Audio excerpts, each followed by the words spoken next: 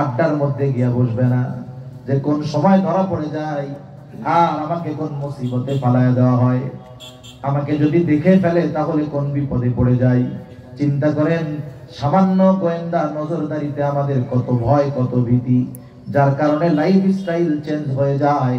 কিন্তু আল্লাহ তাআলা সব সময় দেখে, এই তিন ফেরেশতা আমার আপনার সাথে সব সময় থাকে, অথচ এদের দেখা, এদের লেখা আল্লাহর দেখাকে আমি আপনি ভয় পাই না। এটা আমাদের জন্য বড় দুঃখের বিষয়, বড় কষ্টের বিষয়। এজন্য আমাকে আপনাকে যদি বাস্তবে ভালো মানুষে পরিণত হতে হয়, তাহলে অবশ্যই আমাকে আপনাকে এই চিন্তা রাখতে হবে, আমার সব কিছু সর্বমুহূর্তে নজরদারিতে রাখার ব্যবস্থা করে রেখেছেন আল্লাহ। এই চিন্তা আমাদের মধ্যে থাকতে হবে। এটা বিহীন একটা মানুষ পাপাচার অনাচার থেকে বেঁচে থাকতে পারে না। এটা বিহীন একটা মানুষ তার নিজের মধ্যে পরিবর্তন আনতে পারে না। এজন্য কোরআনুল কারীমে আল্লাহ তাআলা বারবার তাকওয়ার কথা বলেছেন। নবী সাল্লাল্লাহু আলাইহি ওয়াসাল্লাম যখন খুতবা শুরু করতেন বারবার তাকওয়ার কথা বলতেন। তার মানে ওই যে আজমত সমৃদ্ধ এই ভয় করে আল্লাহর নিষিদ্ধ বিষয়গুলো থেকে বেঁচে থাকো, এটার নাম হলো তাকওয়া। আর যে তাকওয়া অর্জন করতে পারে, তাহলে তার জন্য দুনিয়া আখিরাতের সফলতার দ্বার উন্মোচন করে দেন কে? একটা দুইটা বিষয় করে আমরা জানবো, বেশি বিষয় না। এখন প্রশ্ন হলো, নবীজিও তাকওয়া অর্জন করতে বলেন, আল্লাহ তাআলাও তাকওয়া অর্জন করতে বলেন, তাহলে তাকওয়া অর্জনের প্রসেসটা কি, পদ্ধতিটা কি? কোন পদ্ধতিতে আমরা তাকওয়া অর্জন করতে পারি?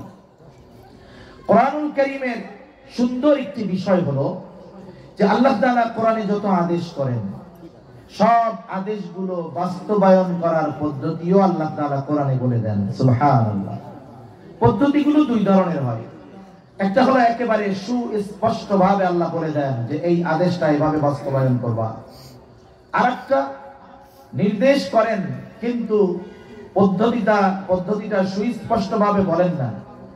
পদ্ধতিটা সুস্পষ্ট ভাবে না বলে এর সূত্র জানায় দেন, যে এই সূত্রের আলোকে সামনে চললে তাহলে এই আদেশ বাস্তবায়নের পথ তুমি পেয়ে যাবে। যেমন কোরআনুল কারীমের মধ্যে ঈমানের পরে সবচেয়ে বড় ইবাদত যেটা, সেটার নাম কি বলেন তো? জোরে বলেন না কি? ঈমানের পরে সবচেয়ে বড় ইবাদত নামাজ। নামাজের আদেশ কোরআনুল কারীমের মধ্যে আছে। কিন্তু কেউ কি কথা বলতে পারবেন যে কোরআনে নামাজের আদেশের সাথে সাথে ফজরের 2 রাকাত ফরজ বা সুন্নাত, যোহরের 4 রাকাত সুন্নাত ফরজ, এগুলো সব বিস্তারিতভাবে বর্ণনা করা আছে? আছে নাকি কোরআনে? কিছুই নাই। অল্প কিছু বিষয়ের দিক নির্দেশনা আছে। নামাজের ফজিলতের কথা আছে। নামাজ পড়ো, আল্লাহ বলেন আমি তোমার রিজিক দিয়া দিব। কত ফজিলতের কথা আছে। কিন্তু নামাজের পদ্ধতির কথা আল্লাহ তাআলা বলেন নাই স্পষ্টভাবে। এজন্য নবীজি সাল্লাল্লাহু আলাইহি ওয়াসাল্লাম বলেন, সাল্লু কামা রাআইতুমুনি উসাল্লি। নামাজ পড়তে হবে, আল্লাহ তাআলার নির্দেশ। কেমনে পড়বো? নবী জানায় দেন, সাল্লু কামা রাআইতুমুনি উসাল্লি। আমাকে যেভাবে নামাজ পড়তে দেখো সেভাবে নামাজ পড়ো। তাহলে নামাজের আদেশ দিয়েছেন আল্লাহ, কিন্তু এই আদেশের প্র্যাকটিক্যাল প্রয়োগ শিখিয়ে দিয়েছেন মুহাম্মাদুর রাসূলুল্লাহ সাল্লাল্লাহু আলাইহি ওয়াসাল্লাম। মনে করেন আরেকটা উদাহরণ দিই। যেমন আল্লাহ তাআলা কোরআনে আদেশ দিয়েছেন, ওয়ারকাউ মা'আর রাকিঈন, রুকুকারীদের সাথে রুকু করো। নামাজের যতগুলো ফরজ আছে তার মধ্যে একটি ফরজ হলো রুকু করা। রুকু শব্দের শাব্দিক অর্থের দিকে যদি আপনি তাকাই, তাহলে অর্থটা আসবে ঝোঁকা। এখন ঝোঁকার মাত্রা কতটুকু হবে, কতটুকু ঝুঁকতে হবে, কিভাবে দাঁড়াতে হবে, কোরআনুল কারীমে বিস্তারিত আলোচনা নাই। এখন যদি কেউ নবীর হাদিসকে বাদ দিয়ে, নবীর সুন্নাহকে বাদ দিয়ে, সে যদি নিজের মতো নামাজের মধ্যে রুকু করার কথা আসছে, সোজা হয়ে দাঁড়ায় শুধু মাথাটাকে ঝুঁকায়, বলেন তো তার রুকু হবে নাকি? রুকু হবে না। তার মানে আল্লাহ সুবহানাহু ওয়া তাআলা আদেশ করেছেন রুকু করা, কিন্তু কতটুকু ঝুঁকতে হবে, কিভাবে থাকতে হবে, কতটুকু সময় থাকতে হবে, সেটা শেখার জন্য ডিরেকশন দিয়ে দিয়েছেন যে এটা আমার হাবিবের কাছ থেকে শিখে নাও। সুবহানাল্লাহ। আল্লাহ তাআলা কোরআনুল কারীমের মধ্যে তাকওয়া অর্জন করার নির্দেশ দেওয়ার সাথে সাথে অর্জন করার কিছু পদ্ধতি আল্লাহ বলে দিয়েছেন। এক নাম্বার আল্লাহ তাআলা বলেন, ইয়া আইয়ুহাল্লাযীনা আমানুত্তাকুল্লাহ ওয়া কুনু মা'আস সাদিকিন। আল্লাহ তাআলা বলেন, হে ঈমানদারেরা, আল্লাহ তাআলাকে ভয় করো। বলে ভয় কি জিনিস আগেই কইছি। আল্লাহর আজমতকে খেয়াল রেখে তার নিষিদ্ধ বিষয়গুলো থেকে বেঁচে থাকো। এখন কেমনে বাঁচবো, কেমনে তাকওয়া অর্জন করব? আল্লাহ তাআলাই বলেন, বান্দা কুনু মা'আস সাদিকিন, তুমি সত্যবাদীদের সঙ্গী হয়ে যাও। আল্লাহ তাআলা এখানে আবেদিন বলেন নাই, আল্লাহ তাআলা সত্যবাদিতাকে উল্লেখ করেছেন। তার মানে কি? বুজুর্গানে দিন বলেন, একটা মানুষ প্রকৃত পক্ষে সাদিক তখনই হতে পারে যখন তার মধ্যে অন্যান্য সব ভালো গুণের খোঁজ পাওয়া যায়। সে যখন অন্যান্য সব ভালো গুণে গুণান্বিত, তখনই সে প্রকৃত সাদিক হতে পারে, এর আগ পর্যন্ত হতে পারে না। এই জন্য দেখেন, কাফেররা আমার আপনার নবীকে নবুয়তির বহু পূর্বে বিশেষ করে যে দুটি গুণে গুণান্বিত করেছেন, এর মধ্যে একটা হলো আস-সাদিক, সত্যবাদী, আরেকটা হলো আল আমিন, আমানতদার। তাহলে সত্যবাদীদের সঙ্গী হয়ে যাও, নেককার বান্দাদের সঙ্গী হয়ে যাও, ভালো গুণে যারা গুণান্বিত তাদের সঙ্গী হয়ে যাও।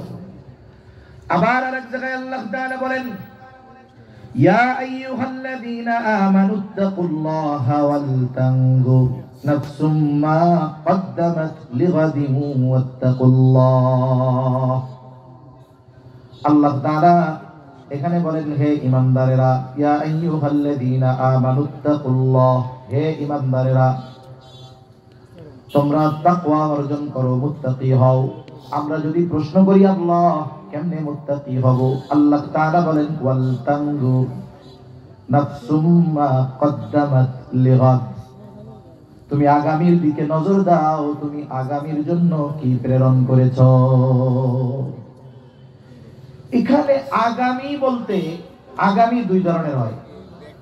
একটা হলো অনিশ্চিত আগামী ভবিষ্যৎ, আর একটা হলো সুনিশ্চিত ভবিষ্যৎ। আগামী মানেই তো ভবিষ্যৎ, সামনে যেটা সেটাই তো সামনে, ফিউচার। যেমন মনে করেন একজন চাকরিজীবী চাকরি করে, মাস শেষে 20, 30, 40, 50 হাজার টাকা বেতন পায়, এবং সে চিন্তা করে যে আমি আমার বেতন থেকে প্রতি মাসে 5,000 টাকা করে সেভ করব। এখন এই সেভ কেন করে? বলে চাকরি যখন শেষ হবে তখন যেন পয়সা খাইতে পারি, কষ্ট না করা লাগে। সরকারি চাকরি যারা করে যথাযথভাবে যদি দায়িত্ব পালন করে, চাকরি শেষ, 62 বছর বয়স, লোকটা শারীরিকভাবে দুর্বল, 40 বছর 30 বছর সে তার মেধা, শক্তি, পরিশ্রম সব ব্যয় করছে সরকারের আদেশ মতো। এই লোকটা 62 বছর বয়সে গিয়া নতুন করে আবার কি কাজ করবে? এজন্য গভর্নমেন্ট কেমন যেন তারে বলে, তুমি চিন্তা করো না, চাকরি যখন ছাড়বা 1 বস্তা টাকা দিয়া তোমার বাড়ি পাঠাবো, তুমি বইয়া খাইবা, তোমার টেনশন নাই। ও আলাদা করে আরো কিছু জমায় যেন বুড়াকালে আরো ভালোভাবে চলতে পারি। বলেন তো, এই যে বুড়াকালে বসে বসে খাবে, এই চিন্তায় সরকারও জমায়, উনিও জমায়। এর কি নিশ্চয়তা আছে বুড়াকালে এই সম্পদ উনি ভোগ করতে পারবে? এটা কি ভবিষ্যৎ? অনিশ্চিত ভবিষ্যৎ। আর আমরা সবচাইতে চিন্তিত থাকি অনিশ্চিত ভবিষ্যতের ব্যাপারে, যেটার কোনো বিশ্বাস নাই। অথচ আল্লাহ তাআলা আমাদেরকে যেই আগামী, যেই ভবিষ্যতের দিকে খেয়াল করতে বলতেছেন, সেটা হলো সুনিশ্চিত ভবিষ্যৎ, যে ওই জায়গায় ভালো থাকার জন্য তুমি কি পাঠাইছো। এই চিন্তা আমাদের করা দরকার। এজন্য বুজুর্গানে দিন একটা শব্দ বলেন, মুহাসাবা, হিসাব করা, হিসাব। এই হিসাব টাকা পয়সার হিসাব না, এই হিসাব হলো নিজের সাথে নিজের একটা হিসাব। যেমন আপনাদের আশেপাশে অনেক বড় বড় বাজার আছে, বড় বাজারের বড় ব্যবসায়ী যিনি, একদিনে হঠাৎ করে বড় ব্যবসায়ী হন নাই। অনেক ব্যবসায়ী আছে 2, 3, 5 হাজার টাকার পুঁজি নিয়ে ব্যবসা শুরু করেছে। ব্যবসায়িক সততা সাথে সাথে ব্যবসার নিয়ম কানুন যথাযথভাবে পালন করে আল্লাহ তাআলার রহমতে ওই 3000 টাকার মালিক এখন 3000 কোটি টাকার মালিক। অনেকে আছে আশেপাশ থেকে সুদের লোনও নেন, অনেকে আছে। এই যে বড় বাজারের বড় দোকানদার, তাদের একটা রুলস থাকে, দোকান বা বাজার বন্ধ হয় 10টায়, উনি শাটার নামায় দিচ্ছেন 9টার সময় বা 9:30টায়। এবার উনি দোকানে ভিতরে বসে কি করেন, আধা ঘন্টা সারাদিনের হিসাব ক্লোজ করেন। সাধারণত 3টা হিসাব করা হয়। একটা কি বলে, আজকে সারাদিনে বেচলাম কত, 2 নাম্বার বাকি গেল কত, আর একটা হিসাব করে মাল রাখলাম কয় টাকা। এই বিক্রয় এটার উপরে নির্ভর করে যে যেই ব্যবসা করে এবার একটা সামারি বের করে যে আজকে আমার 1 লাখ সেল, আমার লাভ হইছে 25% হিসাবে 25,000। 1 লাখে লাভ কত আছে কথা বলেন না, 25,000। এখন উনি বাকির খাতার দিকে তাকিয়ে দেখে আজকে আমার বাকি গেছে 25,000। বলেন তো আজকের লাভ কি তার কাছে আছে? যারা বলেন আছে। আচ্ছা, তাহলে আজকের লাভ তার পকেটে নাই, আর এদেশের মানুষ বাকি নিয়ে যে কি করে এটা অনেক দোকানদার জানে। এখন উনি কি করবেন, বের হওয়ার সময় কর্মচারীদেরকে বলেন, এই শোনো, আজকে 1 লাখ টাকা সেল হইছে, কিন্তু 25,000 টাকাই বাকি, তার মানে আমার লাভের টাকা পুরোটাই মানুষের পকেটে। এখন শোনো, কালকে থেকে আমার আব্বা আসলেও 1 টাকা বাকি দিবে না, প্রয়োজনে বিক্রি 50,000 হবে নগদ, লাভ যা পকেটে থাকবে। কথা বুঝেন নাই?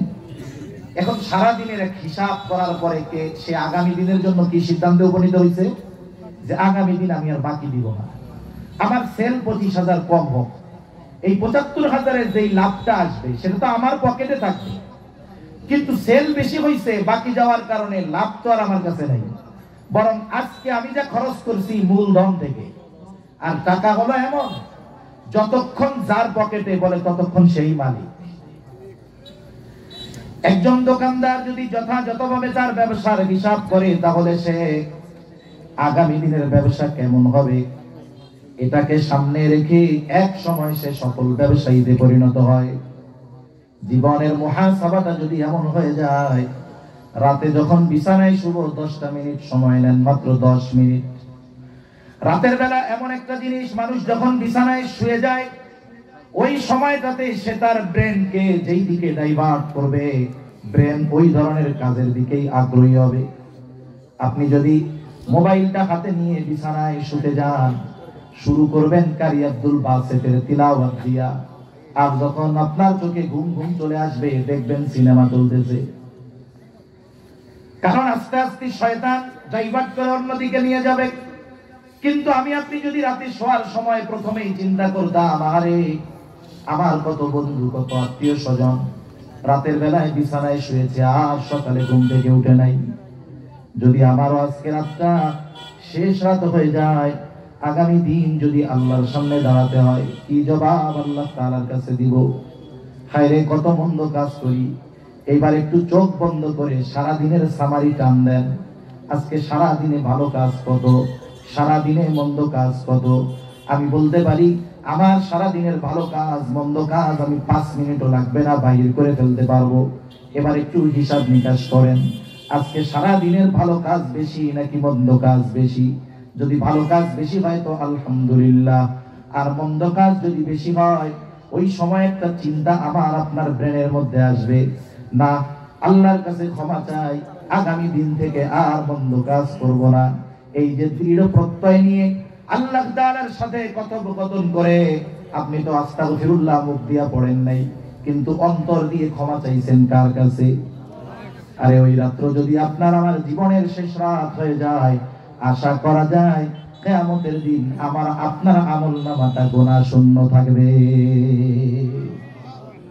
এজন্য মুহাসাবা দরকার, জীবনের হিসাব করা দরকার, ঠিক কিনা বলেন? একটা প্রসিদ্ধ ঘটনা, হুজুর গানে দিন বলেন, হাদিসের মধ্যেও বারবার